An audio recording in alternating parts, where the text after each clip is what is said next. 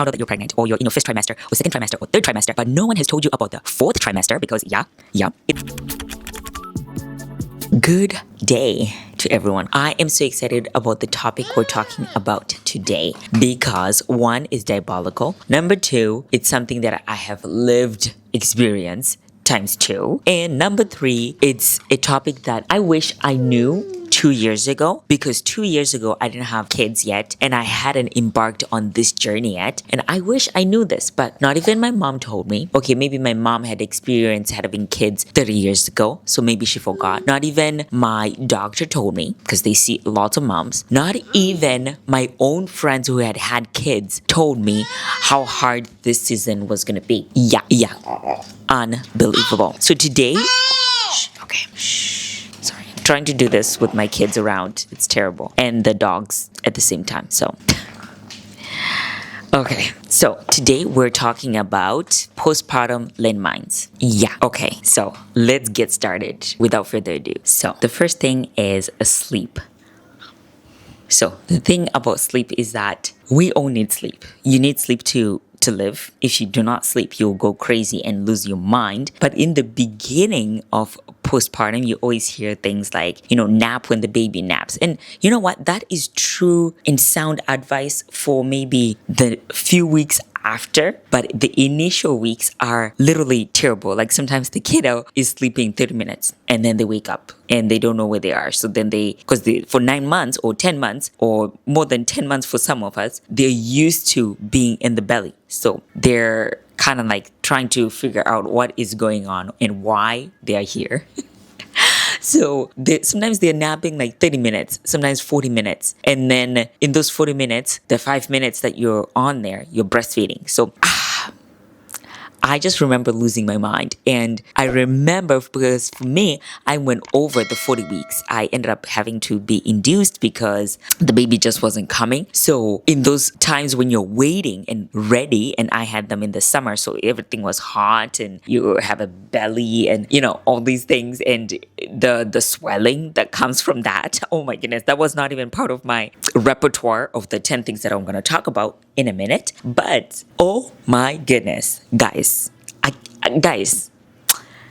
it was crazy. It was crazy, the amount of lack of sleep that I had. And leading up to it, before I gave birth, I just could not wait. And my midwife was like, you know what? She was British. She is British, sorry. And she was like, you know what? I would be grateful for this time that the baby is not coming yet because you might need more sleep. And I was like, no, I need to give birth to this baby so that I can meet them because I cannot wait. And I couldn't wait. I understand that. But man, the amount of lack of sleep that was waiting for me was unbelievable. And I would actually lay down and be anxious thinking, when are they going to wake up? When are they going to wake up myself? So I looked it up, and apparently women are having 4.4 hours of sleep right when they give birth. And this is not even a full stretch. This is very 1 hour here, 1 hour there in the first few days of giving birth. Isn't that crazy? Yeah. And then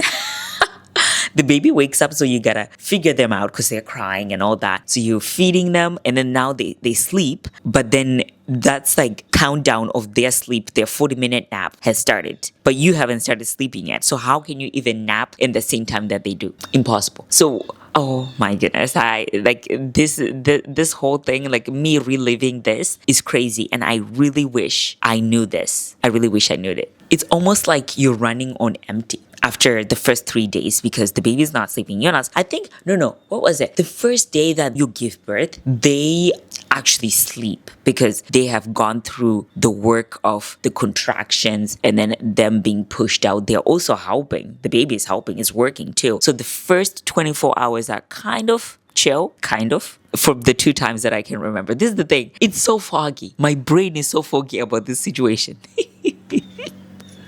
Oh my goodness. I think somehow, because I've done it twice, the Lord just takes some of the memory away so that you can have more kids. Because how in your own mind of lack of sleep say, let me do it again. No.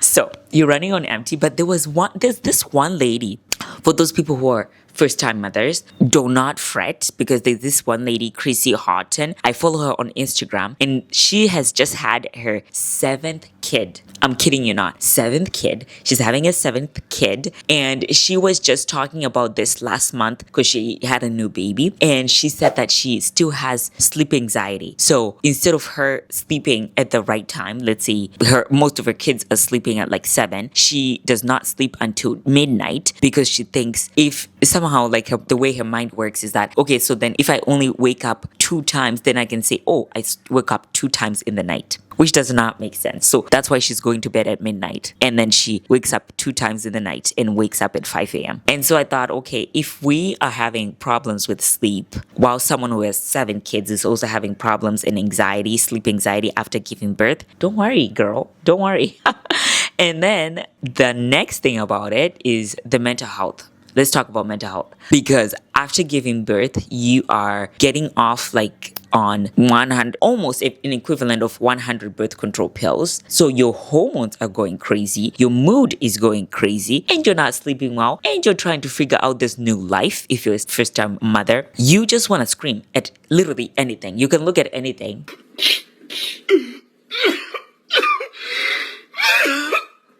Your husband can look at you the wrong way, or your mother-in-law can look at you the wrong way, or your mom can say something and you just want to scream.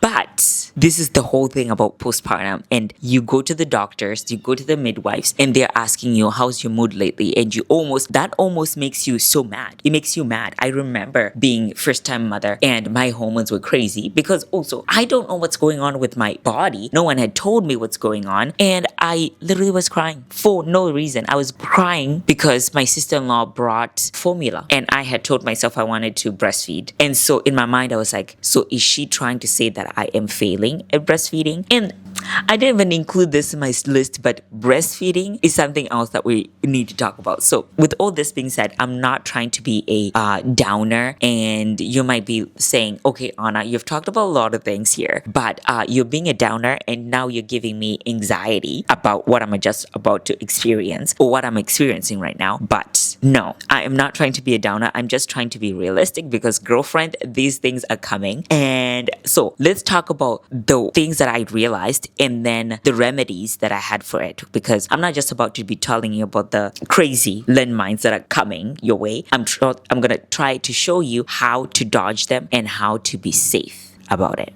Okay, here's number 1. So the landmine number 1 is sleep. And honestly, sleep is better than doing your laundry. Sleep is better than cleaning the house. A lot of the times I talk to other mothers because every day I'm at an early on and they're always like, oh, I gotta clean, I gotta do this. And I always ask, do you nap? And they say no, because they gotta sleep, they gotta do whatever. But honestly, the best thing that you can do for yourself is try to sleep. And those people who cannot nap, I honestly sympathize with you because it's gonna be a bit hard, and to live on coffee, that's tough. Like, coffee can only take you far. Caffeine can only take you far. So really, sleep is very important. And even sometimes just sitting there, like your baby's sleeping and sitting there and just being okay. Being okay with, okay, my baby's gonna wake up at some point. I'm just gonna sit here, watch something, close your eyes. And that's probably even better than trying to do things while the baby is napping, you know? And it's okay. People come to your house and they see cups on the floor. Let's say, I don't know what it would be, pots on the floor or whatever. They have to understand that you just gave birth and it's not your job to entertain them and to make sure that the house is clean for them. No, you need to have the house clean, of course, whatever, but it's not a priority right now because right now we're keeping a human alive and also keeping you alive and sane. So that was number 1. This is my tip for you. If you can sleep. If you can do it. If you're not able to nap, figure out ways how you can nap, because those sleepless nights in the beginning, they're there. Like, some people are lucky, but I want to say maybe it's like 20% of them. They have a kid who sleeps, but not everyone has that. Okay, that's number 1. Number 2 is still connected to number 1, but because I'm a nurse, I think I'm gonna get in trouble about this. But I'm gonna go ahead and say it anyways because I wish I knew it. Okay, number 2 is on those night times when your baby is young, Okay, you know what? I'm just gonna say you need to size up your diapers. Yeah, I said it. You need to size up those diapers. So your baby's born and they are newborn and they're wearing the newborn diapers. I would size up to size 1. Yeah, I would do it. I would size up to size 1. And that's because you're not gonna wake up as much. It's gonna stretch maybe not even 1 hour, maybe give you an extra 15 minutes of sleep. I would do that. Okay? And the nurses are gonna come at me and be like, but skin integrity, but girl, you don't know. And I would do it because you need to protect, back to number 1, your sleep. You need to protect your sleep. Are you gonna be sane when you're waking up every 30 minutes because the baby is crying because they don't know they're wet? Guys, in the womb, it's warm all the time. Now they have to get used to this new environment. So no, I would size up. I would even say go up to size 2, girl, but that's on you at that point. And smother that bum with a lot of cream when they're going to sleep. Put all the cream that you need from front to back and do the upper size of diaper because it's gonna save you. It will save you. Okay, let's talk about number 3. So like we talked about, once this baby is born and this beautiful precious bundle of joy, everyone's so happy, but they are confused about where they are. Remember, the last 9 months, they're cuddled in this warm environment and they are just, wow, everything whenever they want, the food comes and they're in a warm environment and they're cuddled. Remember, like the belly itself is like taut, so it's like a cuddle the whole time. And what else? This kid is having the time of their life. Okay, someone is moving all the time. They can hear the heart rate, your heart rate. They can hear you talk. They can hear you laugh. They're like in so much company. So what happens is that when they get out, this is very foreign. It's like living. Me, I was born in Zimbabwe, so always lived in Zimbabwe, and now you come here to Canada, and it's like culture shock. Or like, okay, so even then, there was some English there that I could understand. But let's say I was just put in China. Everyone does not speak English. It's like foreign to me.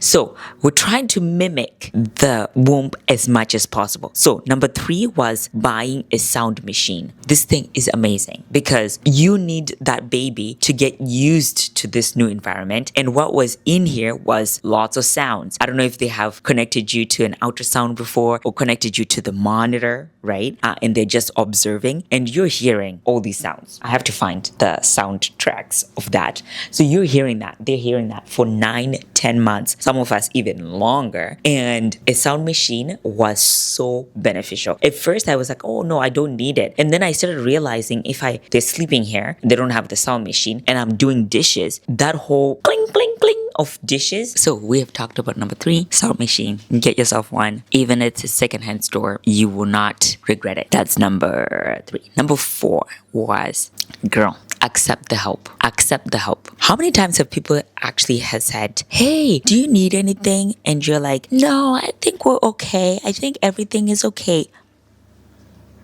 If someone says, do you need anything?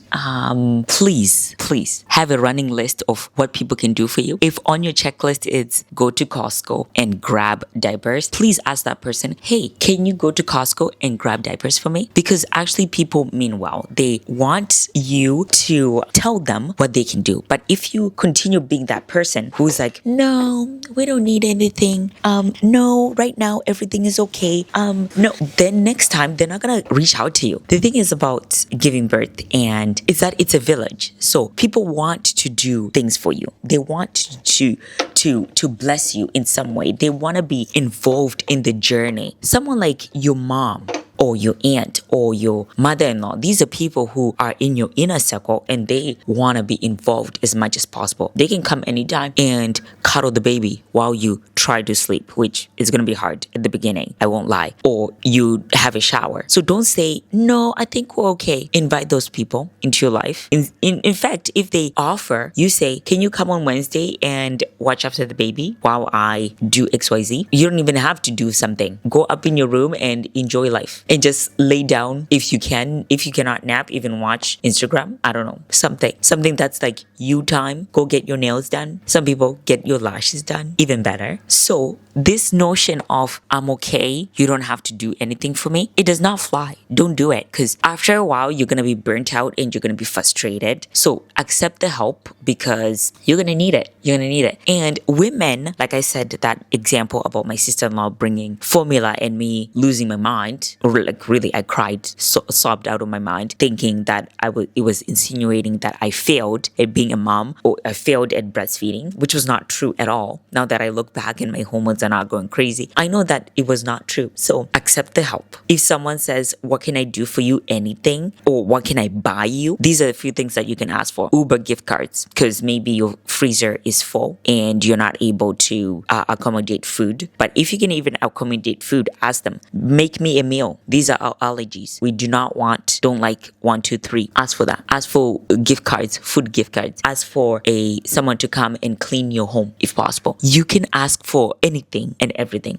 Especially if you're the first one in your group who is having kids, and all your friends, they don't know, or they haven't had kids yet. They don't know what is needed. So they literally mean well, and sometimes they don't reach out because they actually don't know the things that are involved in having a kid. But honestly, if people ask me, I'm like, can you bring me size 1 diapers? Can you, like, there's so many things that you can ask. And people will ask, will bring it to you because they want to be involved and they want to see the baby, and it's such a beautiful moment, you know? So my biggest advice, number 4, is that accept the help.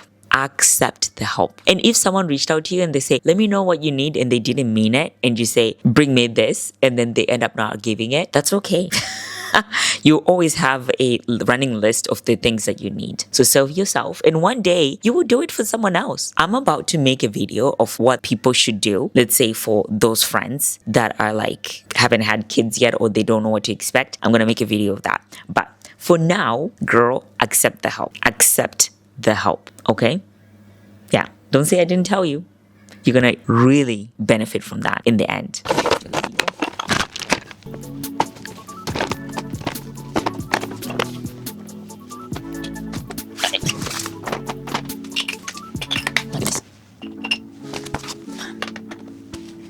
Number 5 is when other moms are checking on you and saying, hey, I'm just wondering how you're doing, or even friends. They are not trying to be nosy. This is what women, our intuition is built into, because we know you've just given birth. They know the struggles and the sleepless nights and the trying to figure out this new little human being feels like. And at the same time, you just went through the biggest marathon of your life. And then some people, you're still bleeding. So you're losing lots of energy, and then you're not sleeping well. So when they message you and they're like, how are you doing? Please tell them exactly how you're doing. Don't just give this generic, yes, I'm doing good, girl, because everyone knows the turmoil and the crazy hormonal stuff that is going on in your mind. So honestly, it would be better for you just to be honest and say, you know what, right now, I don't know how I'm feeling. I actually don't know. Or, you know what, maybe message me tomorrow because today is a busy day. Or none of this. I've always tried to work on reading a text message, and then because it's hard for you to reply back right away, sometimes we go into this, okay, I'll reply later. And then you see them next time is 3 months later. You're like, oh yeah, my kid now, they can balance their head and whatever. But sometimes for me, I tell myself, I'm not going back out of this chat, or this message thread. I have to reply to them. So sometimes I don't have time to do that. I literally hit record the audio, and I actually say, hey, thanks for letting me know, right? Thanks for reaching out to me. Right now, I actually don't know how I feel. Or right now, I haven't slept much, but I'll talk to you later. They will reply. They will have to follow up to you in a day or two. They will. Because you literally just show them how busy life is at that moment. So it's not because they're trying to be up in your business or whatever that your mind might think. They literally mean well, and they want the best for you. And people, at least here in Canada, I've seen that people don't want to step on toes. So they will be as helpful as you let them. Whereas in my country, in Zimbabwe, Those African moms are coming to your house with food that you didn't ask for, and they are just coming in and loving on you. So difference in culture too is huge, is trying to figure out too what your culture allows, or the place that you live, what the culture is there, and figuring out. Okay, so that was number 5. Number 6 has to do with your income. Honestly, I would say that is my husband took 5 weeks off after giving birth. And honestly, I recommend that. The first baby, he took 2 weeks off. And then the first week of the 2 weeks, we were in the hospital a lot. I literally regret that. I regret it so much because honestly, the best thing for me, I think that I needed was for him to be there, especially the first time mama. They're having that 5 weeks off, and I know it's a pay cut, huge pay cut, because they go from whatever they were making to very low. Those 5 weeks are needed,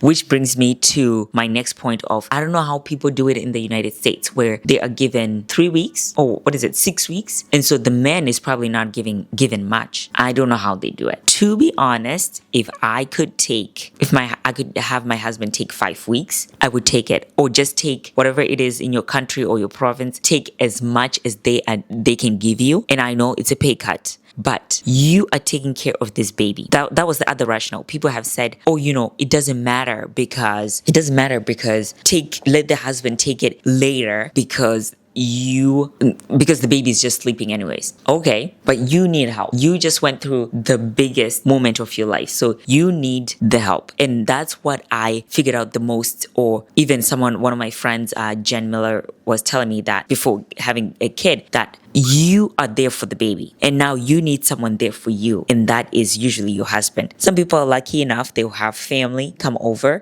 for those few weeks of life, of the beginning of life. But honestly, truthfully, if your husband can take weeks or 5 weeks or whatever it is, let them take it, because you need the help. Even though the baby's sleeping, it looks like the baby's sleeping, but really, are they sleeping? You need to, after feeding them, you gotta burp them for minutes on end, and you keep burping them, and then they cry and you cannot figure it out, so you got change the diaper, feed them, burp them again, because for the most part it's mostly gas, but someone has to be there. So if you can just feed the baby, someone changes them and burps them, and then they nap, then you can actually sleep better. Which brings us to our point number 1: sleep again. So sleep is so important, guys. It's so important. You and the baby. And I've heard that if the baby feels that the mom is anxious in some way, then it results to all this crying. Maybe that's why my first cried a lot, and the second one, it's like heaven. Feels like heaven to me. So that was number 5. Oh, sorry, that was number 6. So that was number 6. So number 7 is before you have the baby, or now that you had a baby, you are realizing that this baby is so stinking cute. Yeah. And you're like, do they look like me, or do they look like my husband, or do they look like the aunt, or there are so many things that you're thinking about this baby, just looking at them as they sleep, and as they are cooing, starting to coo, opening their eyes. Are the eyes blue? What shape are the eyes? Oh, the skin color, the hair. You are just mesmerized with this new creature, this new human being. So your phone starts going crazy because you're taking pictures like crazy. And you're like, the baby is 1 day old. Oh, now they are 36 hours old. You're taking pictures about and documenting everything, as you should. But number 7 is that, girlfriend, go ahead and get that phone with the storage, because that phone without storage is going to be on memory full, and you're going to be very frustrated because you got to delete something, but you don't want to delete the memories that you just had of this baby. So what do you do now? Now you have missed out on the memory that you had. Oh, they crowed for the first time, or they turned around for the first time. Go and get the camera. Oh no, go and get the phone with as much storage as you can, because those times are coming when the baby is so cute and you cannot handle it and you just want to snap something. I had a camera and I thought, oh yeah, I'll just put everything in the camera. Things are so busy, you don't have time for a camera. You need that phone that you have all the time, and you can snap pictures pictures. You will thank me later because the first year of life, the baby, you're doing a lot of pictures. But then at the second year of life, like 10 months and over, it's a lot of videos. And that takes a lot of footage. So if you do not have the memory, you're going to be frustrated with yourself. So just do yourself the favor and go and get the iPhone 17 Pro Max. Or the Samsung, whatever. Actually, this thing about Android is really good is that you can have different slots for storage. So you actually have little SD cards. You could try that. But then that way you actually have to remember to put different ones and to keep track. If you lose that little SD card, it's gone. So, I mean, at the end of the day, it's your choice. But this is something that I wish I knew and I wish someone told me about. Also, did you guys see this video that I did about not using these sprays? Okay, if you can, go back and watch it. Yeah, that was for free. So that was number 7. Yeah. Number 8. Let's think. What was it about? Number 8. Okay, number 8 really is about something to consider. If you know that you and your husband or partner are gonna have kids soon, and you're like, but we're not ready yet. So we're gonna have our kid in 2 years. So right now, in the meantime, because one of you is bored, or most likely the woman is bored, so we get a cat or dog. Speaking from experience, this is something I did. I don't recommend it. I do not recommend it now because I loved these dogs. I still love these dogs. I would take them for walks. I would take them on my outings. My cat even had a stroller. Crazy. I know. These are crazy stuff. But I was the mama for those doggos. And then the baby came along. And then it was like, Luna, Bobby, away. They were allowed on the couch. They were no longer allowed on the couch. They're trying to figure out why. And now they resent this little human being because it's like, since you came, our peace has been stolen. Okay, so I don't recommend it because we felt like we didn't have time for the dogs anymore. We felt like we didn't have time for the cat anymore. Have that as you will, but for me, if I was to do it over again, this is what I would do. I wouldn't have the cat or the dogs. I would just focus on this human being. And then because also your income is cut, so then the vet visits are now stretching your budget, and you still need to do this vet visits. For us, it's 3 animals. 3 animals, guys. Yeah, do the math. It's diabolical how much money we need to spend on these animals on top of our kids. Honestly, I think because of in Canada, healthcare is free because taxpayers. So, I mean, when you put it in perspective, is it really free because taxpaying? But let's say you're not paying in that moment as you're experiencing the service right away. You're paying, you already paid for it before. I think I spend more on my dogs. I spend more on my dogs since my daughters have been born than what I've spent on my daughters. Yeah. But it's not even about the money. I think it was the getting mad at the dogs and the dogs feeling like, where did our mom go? Where did our dad go? Because it's literally like, I would get so mad at the dogs really for no reason because they don't know. They literally 24 hours before they were allowed on the couch. Now they are not. Yeah. So controversial.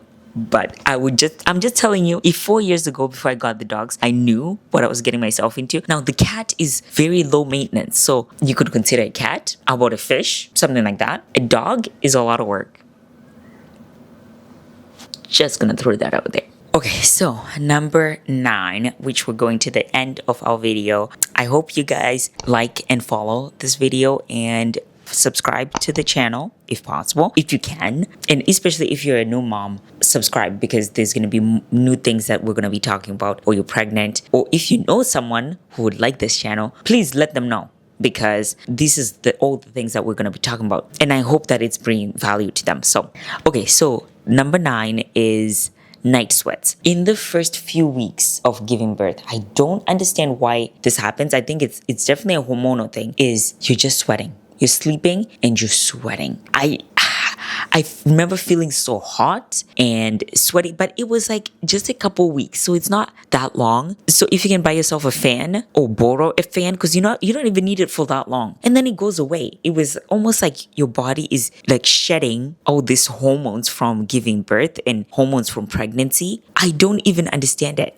But if you can, do yourself a favor and get a fan, that would be great. That would be very great, especially for the night sweats. It was when you sleep, the night sweats actually happen. And I didn't get a chance while making this video to look at pictures or look at Google Scholar and see why that happens. But if I can, I might link it here. And then number 10 was hair loss.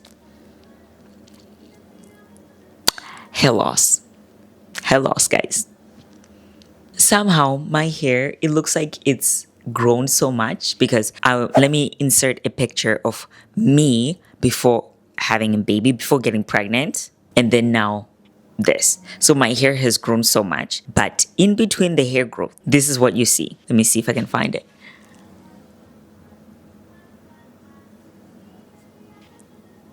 Okay, so the width of the hair used to be like this, and then it has significantly dropped to this. Let me find. There's other strands that are even more. You see? This. There's more, guys. Even the hair, even itself broke. Look at that.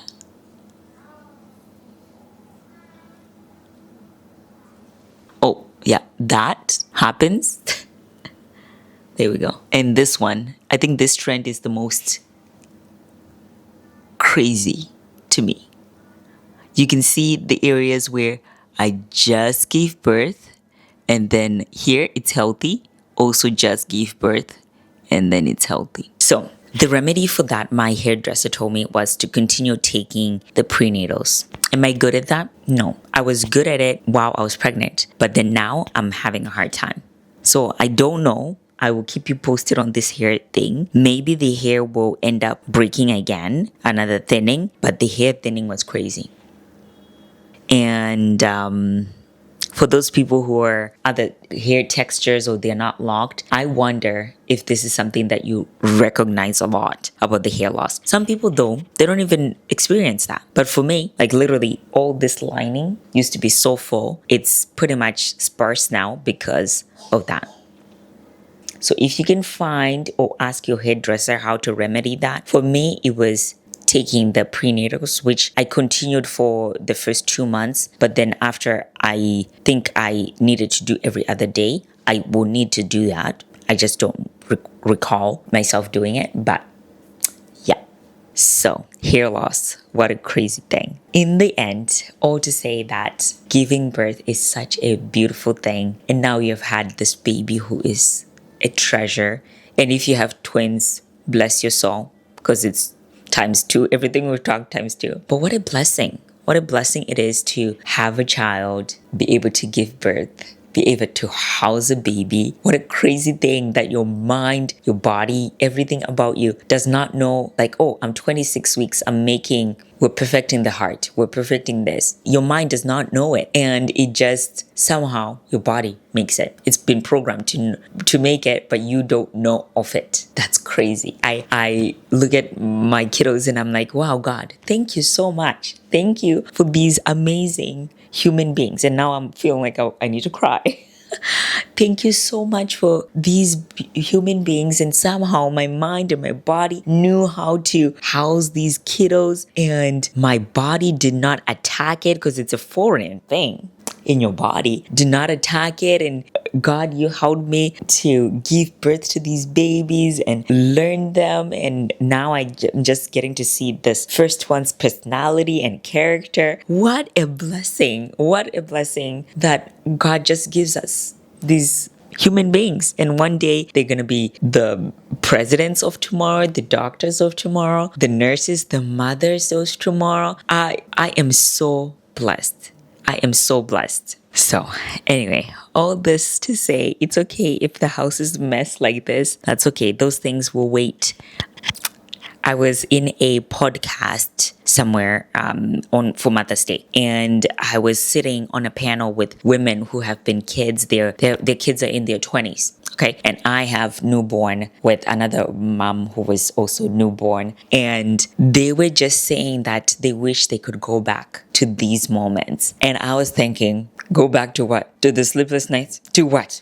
To what exactly are we going back to? Because do they not remember the crazy things that I'm going through? But all this, I actually remembered, and I was taken back, and I thought, okay, there's many things that I'm complaining about motherhood and being a new mom. There's many things, but one day I'm gonna look back and I'm gonna be thinking, I wish I can go back to those moments. So buckle up. It's a hard but very fulfilling season, and you get to take care of your kid, half of you. It's something that you love the most. So I hope that you have a good day today, and please like and follow, and I hope you have a good day. Bye-bye. So I'm wondering, with these 10 tips, which one was the most resonating to you, or ones that you might like, I don't think that's true. I have to live it myself to know if it's true. Like, guys, I used to bathe my dogs every 9 days. I would work 2 days, 2 nights, and then the 5 days off, the first day, it would be on my checklist to wash my dogs. Now,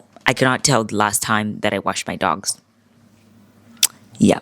So sometimes experience is the best teacher. And I do think maybe not having a dog is the right thing, but I don't know what you think. If you have had a child before, which one of these 10 resonated with you? Or better yet, do you have more to add? Please add it in the comments.